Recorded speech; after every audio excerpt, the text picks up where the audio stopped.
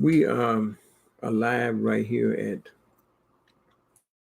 KUCB Radio. I'm your host, Brother Jamal. And we just want to give you a little bit of information about KUCB Radio before we get into our topic. Today, this is a special broadcast of Black women, Black girls still missing. This is the first of series of broadcasts that we'll be doing. And we're going to go ahead and get started. KUCB Radio, founded back in 1981, 1982 by Miss Joanne Cheatham, Brother Charles Knox, low-powered, non-commercial educational radio station here in Des Moines, Iowa. We were on the air for about 20-some years, and we lost the license in the late 90s. So we decided we'd to another level, which is the social media level, which we, inshallah, will continue to broadcast. Our motto is truth is the wealth of freedom. We communicate to educate and organize. I had the honor and pleasure of working with Sister Hada Shah Marian. We did the International Found Call Hour on Saturday. We did the African Liberation Hour through the week that we hosted. So I had the pleasure of working with her.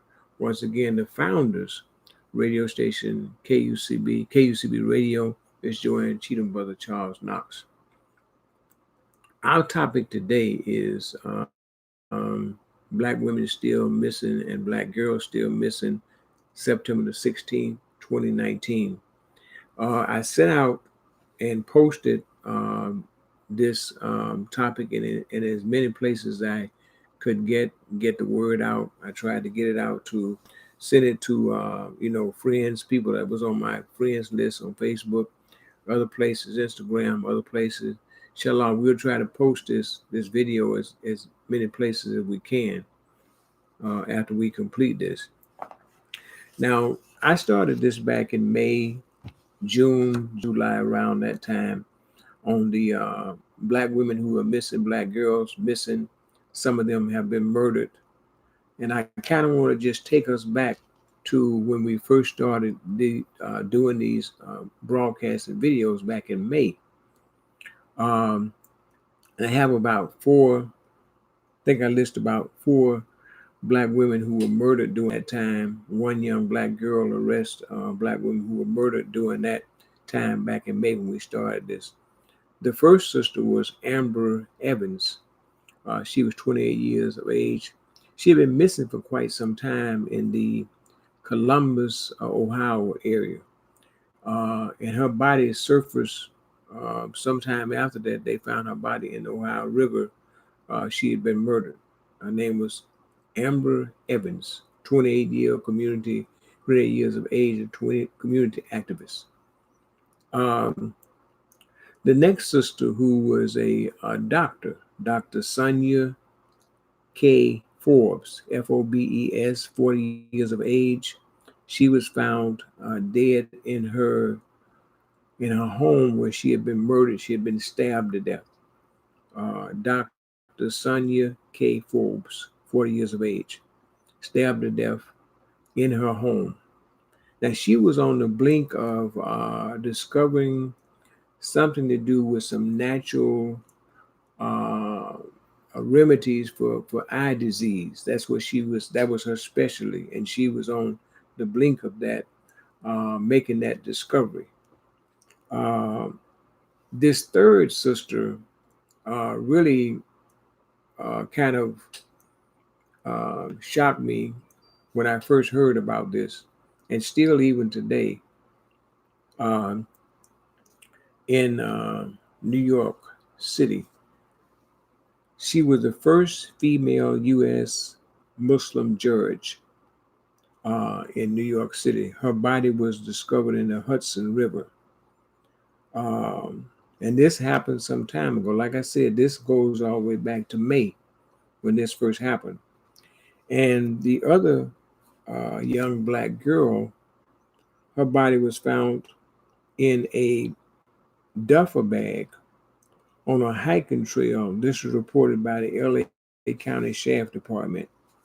Now, from what I know, I don't know of anyone that has been caught for the murders of these 4 black women. I haven't heard anything. I haven't saw anything. I've been trying, inshallah, trying to keep my nose to the ground as far as finding out. As from what I know, I don't know of any. I haven't heard anybody being arrested. I haven't heard anybody being questioned. Anything about this? This happened. These cases happened back in May, and so oftentimes what we realize and understand is that these cases they don't make the national news. They don't make NBC, ABC, the big news channels. They don't make those. And so we decided that we would put this as a priority to talk about these cases, because when we talk about injustice, when we talk about all of the things that's being discussed and talked about now in society, these murders of these four black women fit right into this category. So that we decided we would talk about this today and shed light on you. And we'll, inshallah, we'll continue to try to find out as much information or details about the case. But as far as I know, I haven't heard anything. I haven't saw anything about anyone being questioned, apprehended about these murders of these black women. Let me also, too, uh, put this in, too, because this kind of takes us back to some time ago. I mentioned about a town called Berkeley, Missouri. It's a town north of St. Louis. From what we know, 33, since 2000, 33 kids, women have disappeared from that area. Berkeley, Missouri, a town north of St. Louis. Since 2033, women, kids, girls have disappeared from the area. And out of the 33, 12 have been black girls, have disappeared. No information, anything about the disappearance of these 12 black girls from a town called Berkeley, Missouri, north of St. Louis. Now, there's been so much speculation and so much talk about uh, what could happen. We do know that sex trafficking in the Midwest, not just the Midwest, all over, is really a big thing right now. Big business, big thing. People making a lots of money off of selling women into sex trafficking. Women, girls, it doesn't make these people any difference. And so we know this is a big thing that's going on right now. But we have not got any reports or anything about these 12 black girls who have been missing. Berkeley, Missouri is a town north of St. Louis. Since 2000, 33 is a total. But out of the 33, 12 have been black girls. We haven't heard anything. We'll keep our nose to the ground, try to find out any kind of information, anything that we can find out. We'll try to get there and let you know about it. But as of today, the parents of these young black girls are wondering what happened to their child, wondering what happened to their daughter, because they don't know, you know. Um, some of the reporters who went out and did reports on these, these missing black girls, as we read some of the stories, they said in the reports, some of the places that these girls could be, they could be holding these girls, could be in abandoned buildings, could be in abandoned houses. Even some of them could be in motels. And these are the people that's holding these people that put them into sex trafficking. They have people working with them. It's not just a smaller group. This is a big group of people who are working with people that's involved in sex trafficking. But as I read some of the stories and some of the reports, they were saying these are the places where they hold these girls at. Like I said, abandoned houses that you might see, abandoned buildings that you might see, and even sometimes the motels.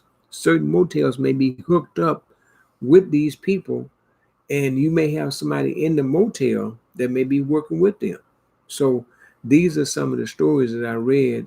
Once again, we're talking about a small, I don't necessarily know a small town, but a town north of St. Louis called Berkeley, Missouri. Since 2033, girls have disappeared. 12 out of the 33, 12 are black girls. So I just wanted to report that to you and let you know. This takes us all the way back to May and June. You know, this is what we are finding out. Um, the other thing is too, uh, back during that time. Now, since May and June, I remember back during that time when somebody had posted a sign had been put up in the Chicago area, and it was just telling women to be aware. Said someone is snatching black women. Watch out for big bands and big trucks. This is somebody put up a poster board sign that said this. This was back in May. Now, what has happened? There's been a large number of black women who are missing in the Chicago area. Now, since May, we first started talking about this. The numbers have not decreased; they are increasing. We are seeing more black women and black girls who are missing since May. Here we are in September. So the numbers have not went down. We see the numbers increasing. Once again, I just mentioned about Berkeley, Missouri, a town north of St. Louis. Since 2000, 33 kids have went missing. Out of those 33, 12 are black girls. And I mentioned that to you because this is a serious thing. And so I say this because anyone out there who may see something that's not right, may witness something that's not right, they need to report it. They need to tell the authorities. Let them know about this. You know, if you have any insight or information on these missing black girls or maybe have seen something. I know people have been putting pictures and all kind of information out about these black girls. Family members have been doing that too. So anybody that see anything, they ought to report it. You know, this is something that we all should be concerned about because, as I said, I'm not seeing the numbers decreasing. I'm seeing them increasing as far as black women and black girls being snatched up, being grabbed. This is something that's increasing. And so, inshallah, if it's a Allah's will, we will try to be doing, inshallah, another show on this on Wednesday. We'll try to do, inshallah, I'll try to bring you another show on this. And let me just say too, this is something that's real crucial and really important that I need to say to people that may catch this or may be watching us live now. It's extremely important that as a community, as family, it could be mother, father, relatives, aunts, uncles, cousins.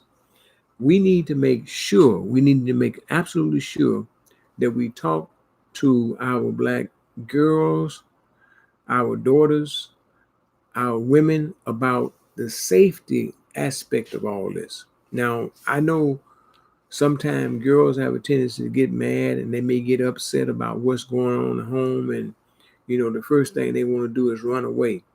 Well, that's not always a good thing to do, especially in the day and time that we're living in. It's not always a good thing to do because, first of all, you don't know what and who you may be running to. You may think your situation at home is maybe bad, but if you run out here and get caught into sex trafficking or get caught with somebody that's simply stoned out of their mind, then that situation will make you realize that the situation that you may think that you got at home is so unbearable, then you can run into a worse situation that may be more than unbearable. It could be your life.